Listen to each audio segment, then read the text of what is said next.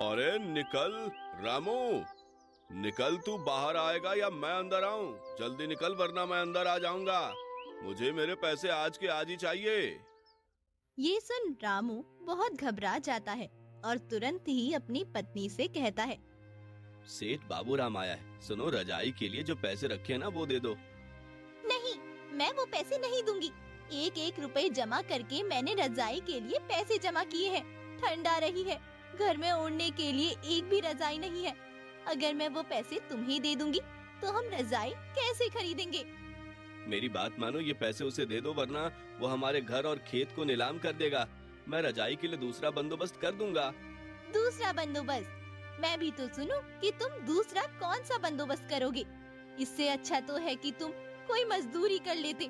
इस खेत से जो पैसे आते हैं तुम सेठ को दे तो देते हो। अरे निकल रामू, घर में मुंह छुपा कर क्यों बैठा है? चंपा पहले तो थोड़ा मना करती है, लेकिन बाबूराम की आवाज सुनकर अलमारी में से पैसे निकालकर रामू को दे देती है।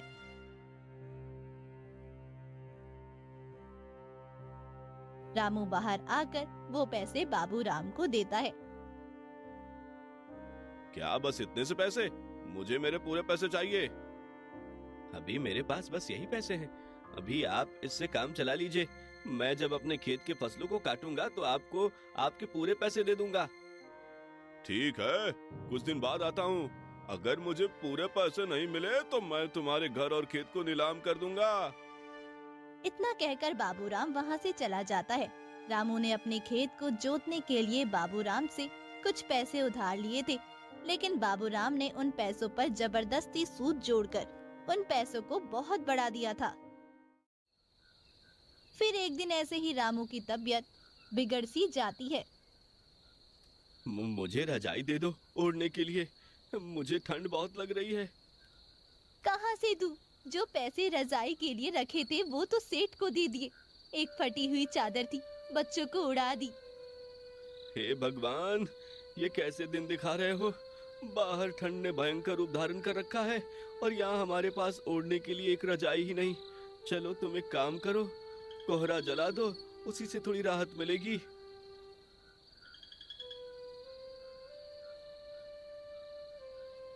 चलो थोड़ी तो राहत मिली साग से। तुम राहुल और छुटकी का ख्याल रखना, मैं जंगल से लकड़ी लेकर आता हूँ। रामू उस दिन तो लकड़ियाँ जलाकर सुनहरे कल के उम्मीद में रात काट लेता है।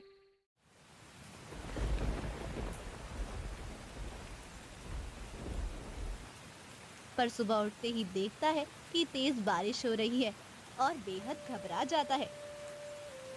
ठंड के मौसम में बारिश कैसे शुरू हो गई? ये बारिश तो रुकने का नाम ही नहीं ले रही। अगर ये बारिश नहीं रुकी तो मेरी सारी फसल खराब हो जाएगी। चिंता मत कीजिए, फसलों को कुछ नहीं होगा। भगवान इतना भी निर्दयी नहीं है। चंपा रामू का हौसला बढ़ा रही थी और यहाँ बारिश रुकने का नाम नहीं ले रही थी।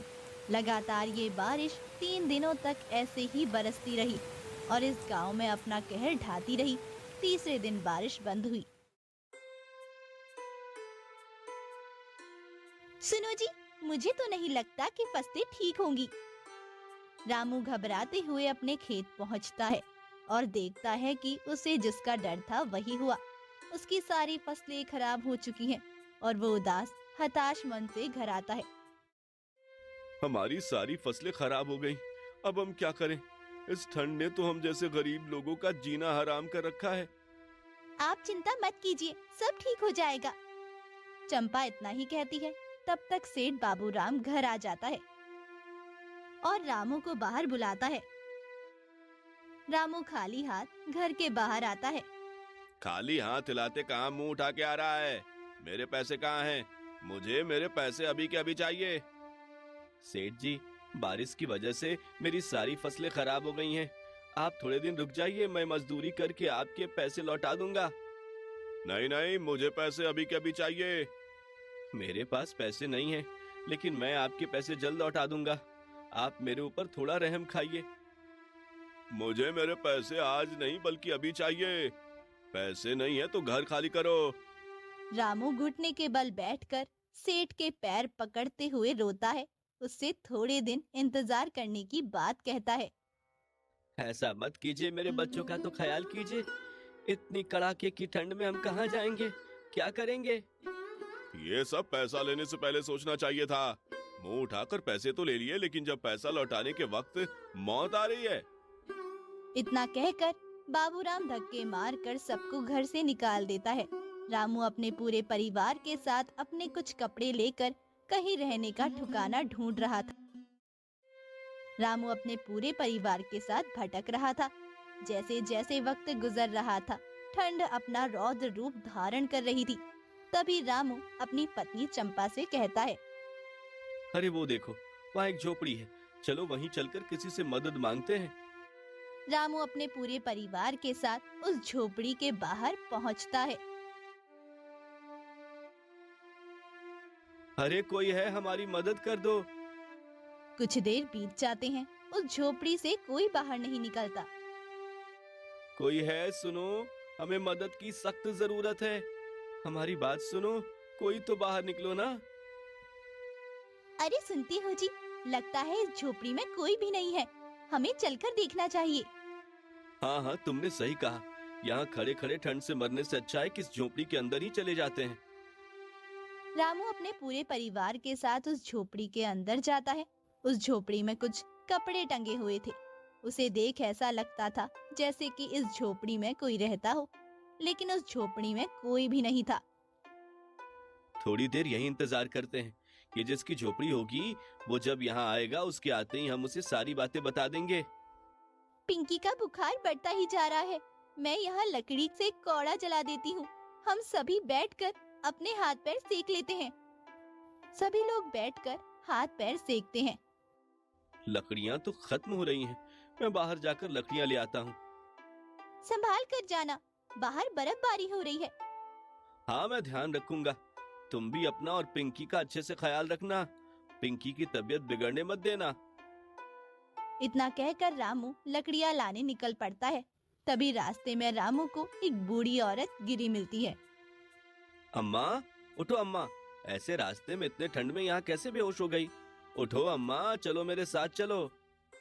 रामू उस बूढ़ी औरत को किसी तरीके से उठाकर उस झोपड़ी में ले आता है। अरे ये कौन है? तुम तो लकड़ी लेने गए थे, ये किसको ले आए? मैं लकड़ी लेने जा रहा था, रास्ते में ये अम्मा बेहोश गिरी हुई मिली।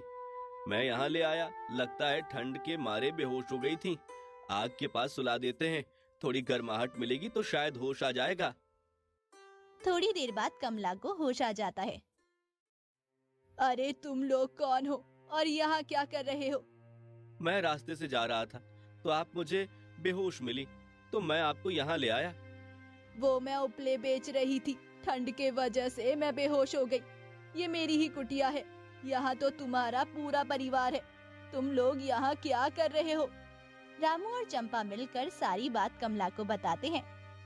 उसने बहुत गलत किया, उसे तुम्हारे साथ ऐसा नहीं करना चाहिए था। कम से कम तुम्हारे छोटे छोटे बच्चों पर तो तरस खाना चाहिए था। तुम लोग जब तक चाहो यहाँ रह सकते हो, वैसे भी मेरा यहाँ कोई नहीं। आपका शुक्रिया, आपने हमें यहाँ रहने दिया। सभी लोग साथ में रात गुजारते हैं।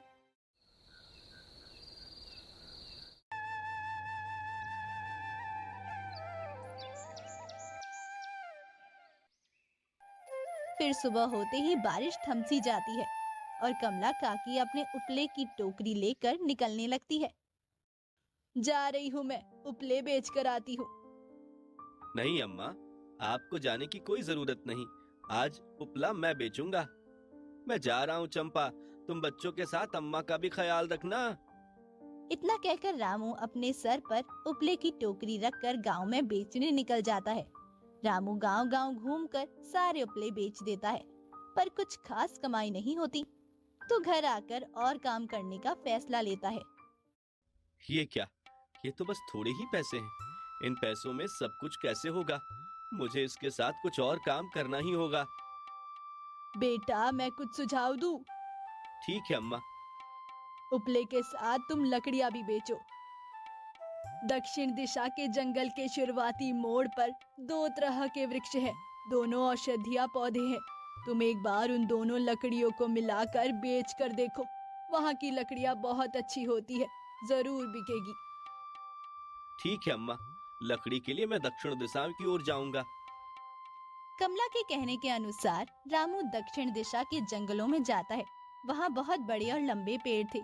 रामू ने उन पेड़ों से लकड़ी काटी और गांव-गांव जाकर लकड़ी बेचने लगा। कुछ देर में सारी लकड़ियाँ बिक गई। रामू घर आया।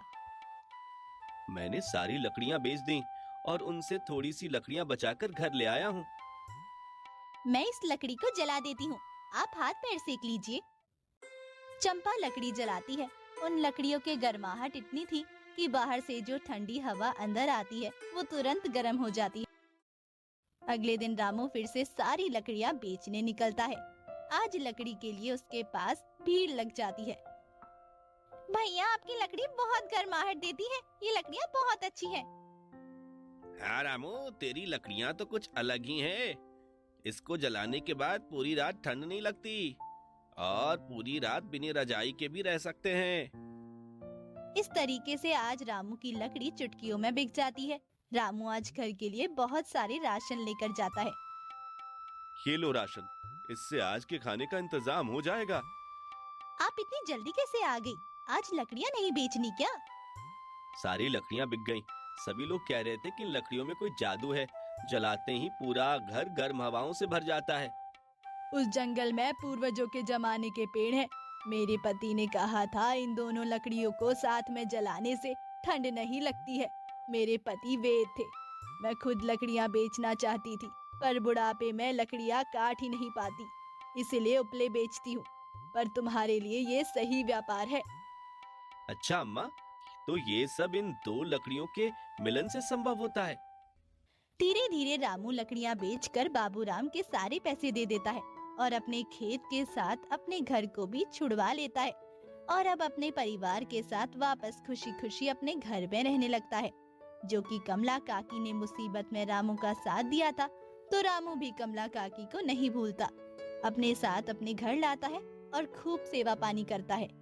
धीरे धीरे रामू कमला काकी की बताई यही लकड़ियाँ बेचकर बहुत अमीर बन जाता है। इस तरीके से ये ठंड रामू को मालामाल बना देती है और हमें ये सीख दे जाती है कि किसी भी आपातकालीन स्थिति में हमें एक दूसरे का साथ देना चाहिए। तो दोस्तों, कैसी लगी आपको ये कहानी हमें कमेंट्स में जरूर बताएं। साथ ही ऐसे और कहानी के लिए चैनल को सब्सक्राइब करें।